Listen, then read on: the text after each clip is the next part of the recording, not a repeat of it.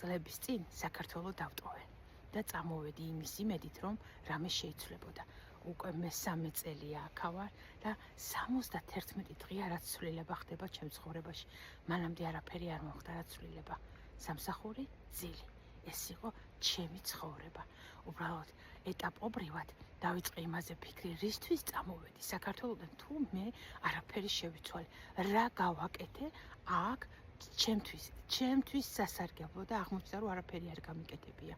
და დავიწყე ინფორმაციის მოსმენა იმ ადამიანების მოტივატორების ვიდეოებს უყურებდი და მივიღე შედეგი ის რომ 71 დღეა მე გარეთა ვარ და დავდივარ და უდიდეს ცვლილებას ვხედავ ჩემში და უამრავი გეგმა მაქვს ახალი რომ მე უნდა სამსახურთან ერთად ისინიც უნდა გავაკეთო და მე შენ გირჩევ გამოდი გარეთ გამოიხედე გარეთ ნუ დაიწყებ ახლა ნუ გტკივა მეც ვტკიოდა და გამოვედი ყველაფერი გაგივლის ყველაფერი დადგება თავის ადგილას და შენც გაძლიერდები სიძლიერე ეს უკვე არ სჭირდება ქალს ამდენი სიძლიერე მაგრამ რას ვიზავთ ცხოვრება მოიტანა და უნდა გავძლიერდეთ ამიტომ გთხოვ გარეთ გამოიხედე აალაგე ლოგინი ნუ დაელოდები სამსახურში წასვლის დრომდე ნუ იწვევი ლოგინში